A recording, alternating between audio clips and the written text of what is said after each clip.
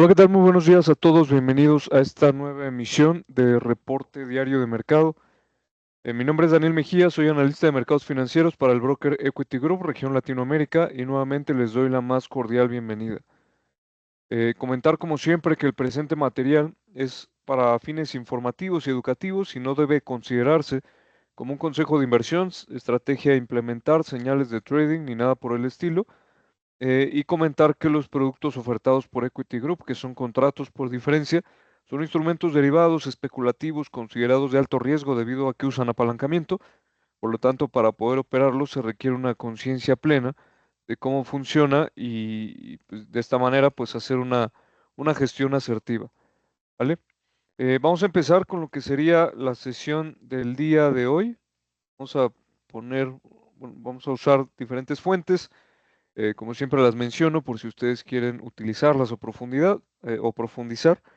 Vamos a utilizar TradingView, investing.com, el CME Group, que es el FedWatch Indicator, y lo que es pues las, las referencias, ¿no? Desde CNBC, que son citas que nos ayudan mucho pues a profundizar en los temas que se van actualizando todos los días, ¿vale? Empezando con el calendario económico, vamos a mencionar algunos temas importantes. Primero que nada, el día de ayer se presenta la balanza comercial de China, que es prácticamente la diferencia entre exportaciones e importaciones. Y como podemos observar, pues se presenta considerablemente elevada, ¿no? Hablando del histórico, vean cómo aquí el último dato, la última evaluación para digamos, para la evaluación del mes de marzo, que sería este último dato, podemos ver que resalta mucho la balanza comercial y vamos a ver el gráfico en donde se puede ver un superávit considerable, ¿no? Aquí podemos observar, el superávit es de 170.5 billions estamos hablando de un máximo histórico, lo que es un dato muy importante. Entonces, esto habla obviamente de una fortaleza en la economía de China que empieza ya a mostrar signos de recuperación y vamos a ver cómo, a pesar, bueno, de este lado tenemos importaciones, quiero ver exportaciones, están por acá. A pesar de que estamos hablando de una balanza comercial superavitaria considerable, el dato de exportaciones se presentó por debajo de lo esperado, se esperaba un 5% de crecimiento en el movimiento interanual. Obviamente el dato interanual pues está mucho menos volátil, ¿no? Y simplemente pues se presentó por debajo de lo esperado. Y el dato de importaciones incluso tuvo una caída de -8%, ¿no? Lo que es el dato interanual.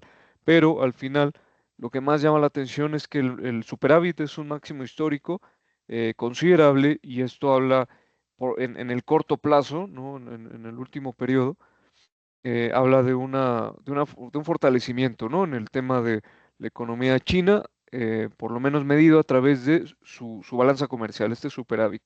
¿Vale? Ya lo que son las variaciones interanuales, pues van a ir modificándose conforme los datos se vayan actualizando, pero sin dudarlo, destaca mucho este rompimiento, este máximo histórico en el superávit comercial en China, ¿no? Eh, Vamos a ver, en un segundo quiero abrir el MetaTrader para ver un poquito el comportamiento de lo que sería el dato, ¿no? Este es uno de los índices bursátiles más importantes de China, el A50 índice de acciones, 50 de las compañías chinas más relevantes en el país asiático.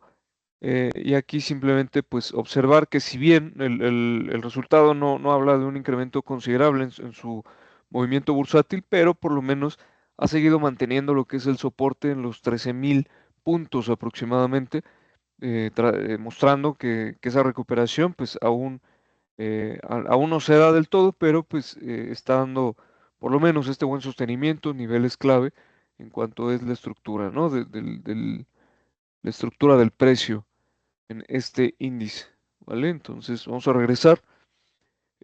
Voy a mencionar solo algunos datos. Tenemos, la inflación, ¿no? En México vemos que se presenta la inflación general interanual, tal cual lo esperaba el mercado, 3.77%, un ligero incremento de lo que es el dato previo de 3.59, pero también no hablamos de un tema muy relevante, ¿no? No es un repunte considerable, por lo tanto el peso mexicano pues no está siendo muy afectado o muy impactado más bien, eh, a través de este dato de inflación, y vemos incluso una depreciación ligera, que mantiene el nivel de la paridad del dólar contra el peso mexicano en el rango que está entre los 20 pesos por dólar y los 20.80 pesos por dólar, ¿no? Muy cercano a la media, mucho más ligado al tema arancelario, es lo que está haciendo el peso mexicano y mostrando fortaleza porque no se ha depreciado como muchos pensaban, ¿no? En el momento que los aranceles se emiten, aguanta muy bien el peso y luego se aprecia posterior a que viene este acuerdo que el día de hoy vamos a platicar un poquito más entre la presidenta Claudia Sheinbaum y el presidente Donald Trump, ¿vale? Eh, Sigamos con el review.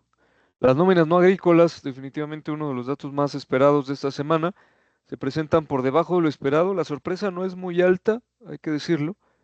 Se esperaban 160.000 nuevos puestos y solo se dan 151.000, pero es ligeramente por debajo del pronóstico y el dato se presenta por encima del nivel previo, ¿no? De 125.000 nóminas en el mes pasado. La tasa de desempleo, aquí vemos ligeramente debilidad, ¿no? En el dato de empleo. Luego vamos a la tasa de desempleo, tiene un ligero incremento superior a lo que esperaba el mercado, se va a 4.1%, el mercado esperaba o el consenso de analistas esperaba un 4%, entonces ligeramente una subida en la tasa de desempleo que aquí pues ya empieza a sumar otro más tanto de debilidad, ¿no? En el sector de empleo. Y por otro lado, vemos la presión, la presión inflacionista, desde lo que son las ganancias promedio, las ganancias de hora promedio o las ganancias por hora promedio, en donde el dato interanual se presenta ligeramente por debajo de lo esperado, 4%, se esperaba un 4.1%, y el dato previo es de 3.9%. Entonces, por ahí también empujando un poquito a lo que es la presión inflacionaria, pero por debajo de lo esperado, lo que contrasta un poco el tema de la debilidad, ¿no? Pero bueno, vamos a ver cómo ha resultado el índice dólar con toda esta información. Vemos que se deprecia nuevamente 0.41%, aguantando lo que es el nivel que habíamos trazado en los 103.6 puntos aproximadamente, nivel que esperábamos, pues podría ser una zona de aguante o de rechazo, depende de cómo lo vayamos viendo conforme pasan los días, pero al final está tratando con estos patrones de velas, eh, ligeramente, está tratando pues de frenar esa caída y tratando de la compra, despertando un poco en esta área, en donde probablemente pues podamos ver un movimiento de rechazo por lo menos, en donde el nivel más importante es 105 puntos, 105.17 puntos, ¿no? En el índice dólar. De lo contrario, si perfora la baja, pues buscaría los 102.5, ¿vale? Hablando del índice dólar, pues simplemente hacer la interpretación, en todo momento, datos de empleo débiles, pues implican un impacto a la baja para lo que es el dólar estadounidense, y generalmente pues genera una apreciación para lo que son sus contrapartes, ¿no? El euro sigue subiendo 0.63 por ciento el día de hoy, la libra 0.24% en ascenso, lo que es el yen japonés también continúa con su disminución hacia el nivel que habíamos identificado como probable, 146, bueno, el día de hoy una depreciación de 0.55%, y el canadiense pues aguantando, ¿no? En este caso el canadiense con temas más de aranceles, eh, y pues serían como los más vinculados, ¿vale? Entonces, regresando al índice dólar, comentar que en este caso los datos de empleo débiles también pueden, lo que están implicando es una probable disminución en los tipos de referencia para las siguientes decisiones de la Fed, y vamos a ver cómo se ha movido el Fed Watch. Se mantiene la reunión de marzo, la probabilidad de que no se muevan las tasas, para mayo también no hay movimiento y para junio ahora aumenta la probabilidad de que se disminuyan 25 puntos básicos los tipos de interés debido a que el dato de empleo en debilidad o los datos de empleo en debilidad que hoy se presentan pues suman a la probabilidad de que haya una disminución para junio, ¿no? Nada más vamos a contar lo que el mercado está estimando. 2, aquí sería una segunda disminución en probabilidad hacia el 4% y una tercera disminución para octubre. Es lo que se mantendría en cuanto al consenso. Obviamente los más relevantes son la siguiente o por mucho las siguientes dos decisiones respecto a cómo se vayan esclareciendo los datos, pero al final pues da una idea de cómo los patrones se van moviendo en cuanto a las probabilidades, ¿no? Entonces, eh, dicho esto, yo creo que es lo más relevante, ¿sí? Hasta el momento, lo más importante en data macroeconómica, simplemente actualizar lo que sería qué ha pasado con los índices estadounidenses, a pesar de que esta disminución probable en las tasas empieza a tomar fuerza, los índices están cayendo, ¿no? Siguen con su caída. Habíamos comentado la probabilidad de que esto sucediera y considerando el contexto complejo, pues está pasando hasta el momento. El día de hoy el Standard Poor's cayendo el 1%, Dow Jones menos 0,80% y el Nasdaq menos 1% también, ¿no? Eh, Voy a poner el peso, la Bolsa de Valores de México, el índice de precio de cotizaciones de la Bolsa Mexicana de Valores, aguantando lo que sería algunos niveles, una estructura importante en lo que sería su acción del precio. Y en este caso, comentar qué ha pasado, ¿no? ¿Qué ha pasado con el tema aranceles? Voy a hacer un ligero summary para que nos vaya quedando más claro. El día de ayer hubo una llamada entre la presidenta de México, Claudia Sheinbaum, y el presidente de Estados Unidos, Donald Trump, en donde la presidenta Claudia en su mañanera o en su conferencia de prensa diaria mencionó que pues hubo un acuerdo, ¿no? Se logró una exención de impuestos o de aranceles un mes más. ¿Cuál es la condición? Pues que se cumpla con todos los parámetros que el TEMEC, el Tratado de Libre Comercio entre Canadá, México y Estados Unidos, pues se cumpla, ¿no? O este tratado implica que todos los productos y todas las exportaciones e importaciones que cumplan con particularidades de lo que es el TEMEC, sobre todo reglas de origen, pues van a estar exentos de aranceles, ¿no? Entonces, esto es una buena noticia para lo que sería, esto aplica para México y Canadá, importante mencionarlo, y es una buena noticia en el aspecto del América del Norte, todo este bloque económico, debido a que estos aranceles o este nuevo acuerdo o este nuevo traslado de tiempo hasta el 2 de abril aproximadamente, pues implicaría que no se apliquen los aranceles del 25%. Siempre y cuando se cumplan todos estos parámetros, pues muchas importaciones van a estar exentas y esto va a ayudar a que se mantenga pues prácticamente el flujo comercial entre los tres países. Ahora, ¿qué es a lo que se llega? El 2 de abril, ¿no? El presidente Donald Trump mencionó se van a imponer aranceles recíprocos, ¿no? ¿Qué quiere decir esto? También para hacer algunas puntualizaciones de días previos que estábamos analizando esto.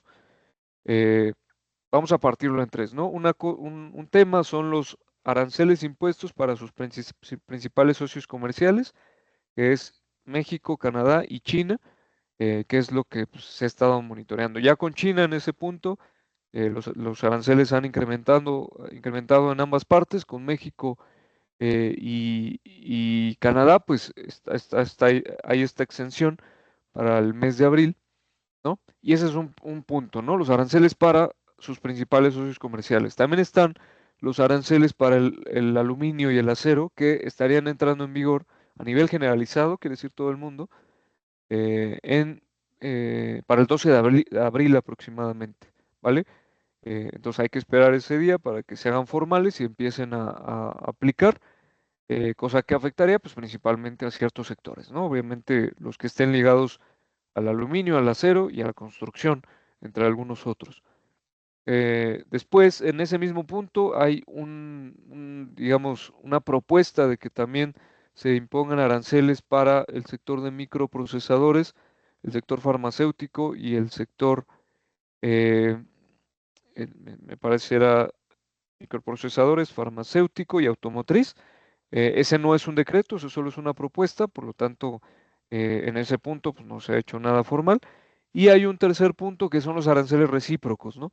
¿Cuáles son estos aranceles? Estos se estarían imponiendo el 12, el 2 de abril, perdón, el siguiente mes.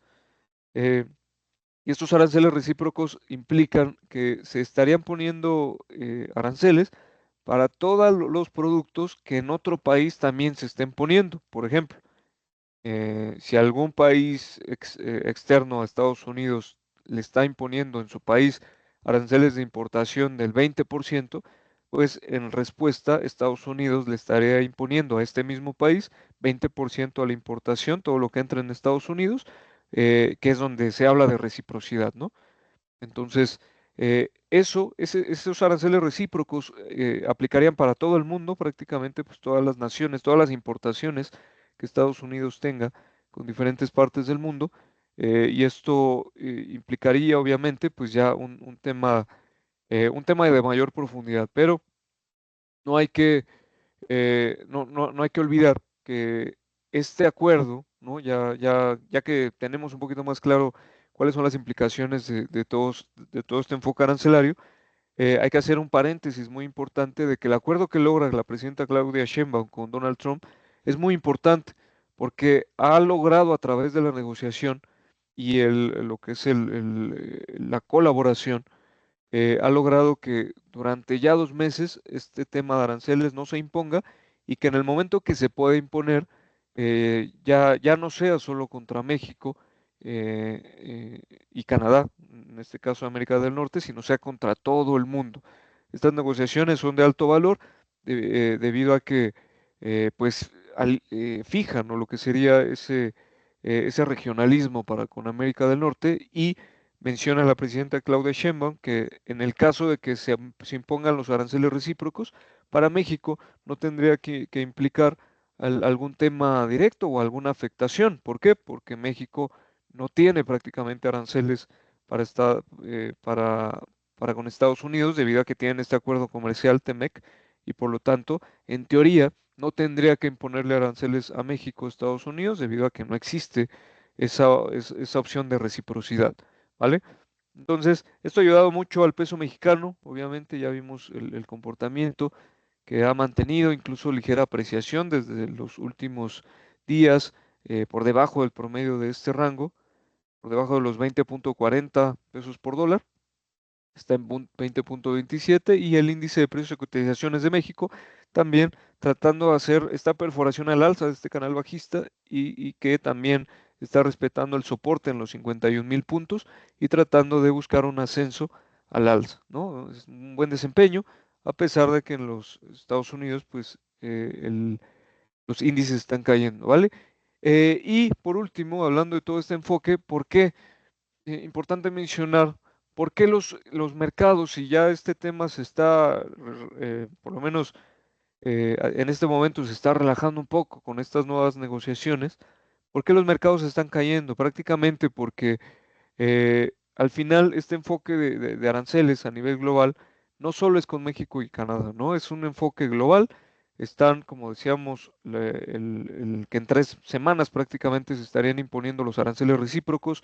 Están los aranceles y el inicio de una guerra comercial un tanto clara con China, ¿no?, que es un tema importante a nivel global entre China y Estados Unidos.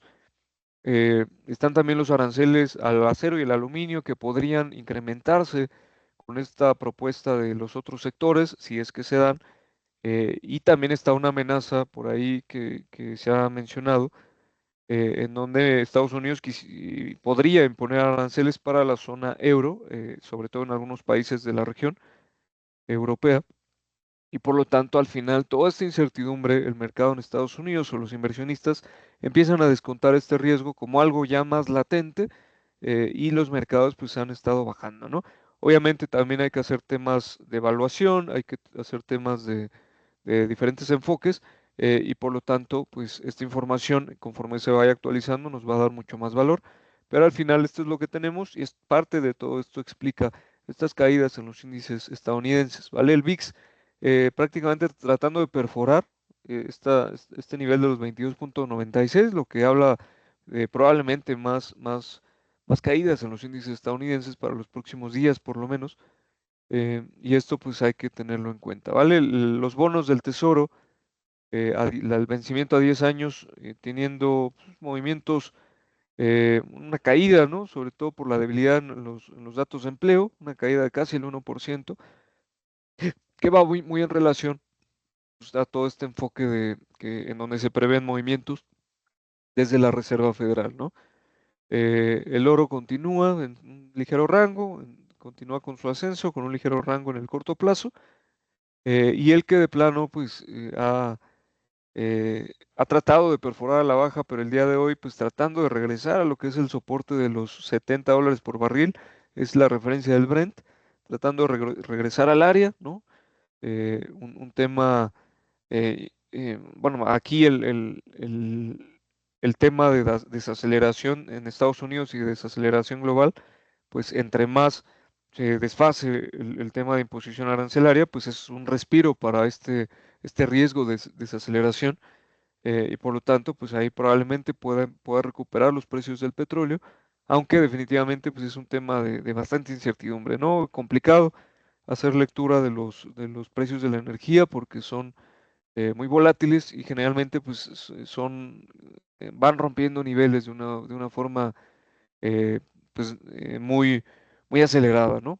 Si podríamos decir así, ¿vale? Y el Bitcoin también, por último, comentar que continúa con su incertidumbre, a pesar de que el tema de la reserva pues puede ser un hecho, y simplemente pues vamos a agregar algunos temas del día de hoy, eh,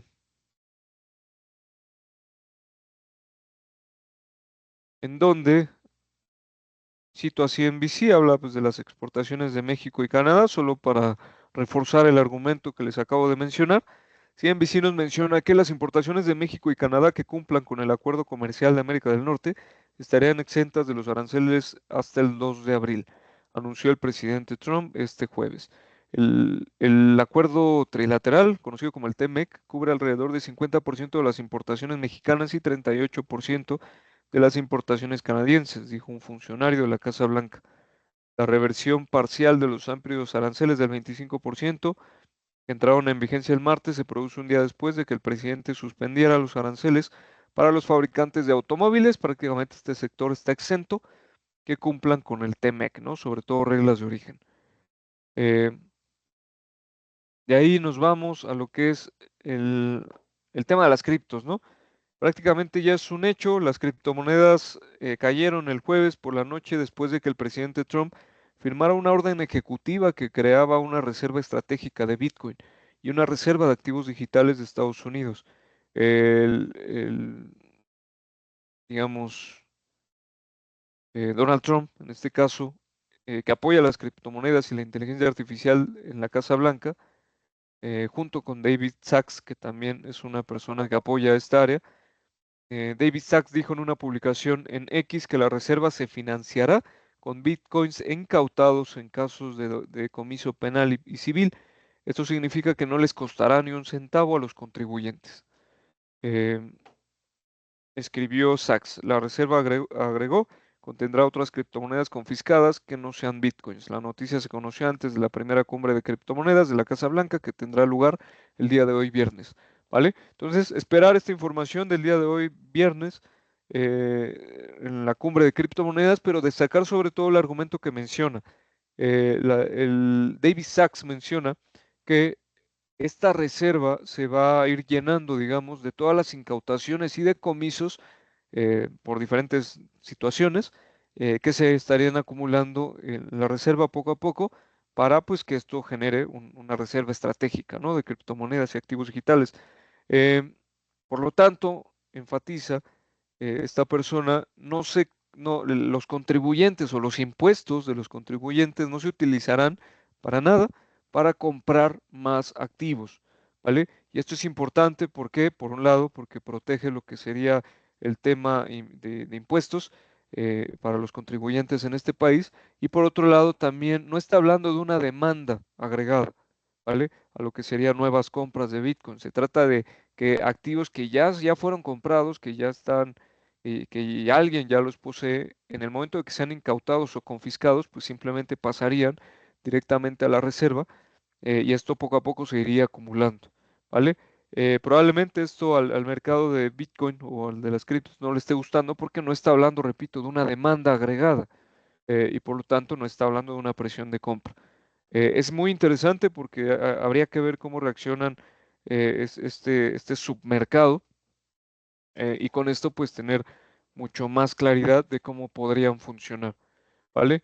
Entonces, eh, dicho esto, creo que es el review que quería compartir con ustedes. Voy a poner Finbis para poner el mapa de esta semana, ¿no? Prácticamente, pues la mayoría, al día de hoy, la mayoría de las acciones en Estados Unidos está cayendo, solo algunos sectores se salvan. Y en el Week Performance, prácticamente, pues le fue muy mal a todas las acciones, ¿no? Bueno, con algunas excepciones, en gasto en defensa o comunicación, servicios de la salud, algunas excepciones, pero en su mayoría cae lo que sería los mercados en Estados Unidos de América. Pues ya sabemos la información, obviamente, y simplemente agregar lo que sería tres movimientos para el tiempo que nos queda. Broadcom, una de las más importantes por capitalización bursátil compañías de Estados Unidos, está subiendo 4% el día de hoy. Voy a poner el largo plazo. Una tendencia bastante clara al alza, con algunas correcciones en los últimos periodos, pero el día de hoy subiendo un poco, ¿vale? Las acciones del fabricante de chips subieron luego de que se superaran las expectativas que podemos ver aquí en el calendario de Investing. Eh, Mercado en Broadcom supera las expectativas en ingreso y en beneficios por acción, y también supera las estimaciones de Wall Street. Quiere decir que Broadcom emitió una previsión optimista para el trimestre actual, previendo pues buenos ingresos, sobre todo desde el área de inteligencia artificial, ¿vale? Entonces, algunos datos mixtos. Gap Incorporation, esta compañía que está en comercio retail, eh, igual con una tendencia, vamos a verle el largo plazo, un tanto alcista, con un buen proceso de lateralización. Empresa importante, el día de hoy está subiendo 12%, un movimiento importante, después de que el gigante de la indumentaria, que posee marcas como Old Navy y Banana Republic, publicara un cuarto trimestre fiscal que superó las expectativas. Las ventas en las tiendas aumentaron un 3%, superando la estimación del 1% según Street Account, ¿vale? Entonces, por ahí otro movimiento importante. Y Hewlett Packard, HP, eh, HPE, es Hewlett Packard. Ya para terminar, cayendo 16%, vamos a ver todo el plazo, un largo plazo. Una caída importante de esta compañía importante en tecnología electrónica, procesamiento, hardware, computación, etcétera. El fabricante de servidores cayó 20% después de haber pronosticado ganancias e ingresos ajustados para el segundo trimestre que estuvieron por debajo de lo esperado por los analistas, ¿no? La compañía también anunció planes de despidos. Entonces, las previsiones para Hewlett Packard no son buenas. Inclusive podría implicar algunos despidos, y esto podría o está impactando lo que es el precio de mercado, ¿vale? Con esto terminamos. Muchas gracias por su tiempo. Los invitamos a nuestras redes sociales en Equity, en YouTube y Facebook, Equity Latam, y en Instagram, Equity SC Latam. Con gusto, pues estaremos al pendiente y les agradecemos por su compañía. Cuídense mucho y que estén muy bien. Gracias.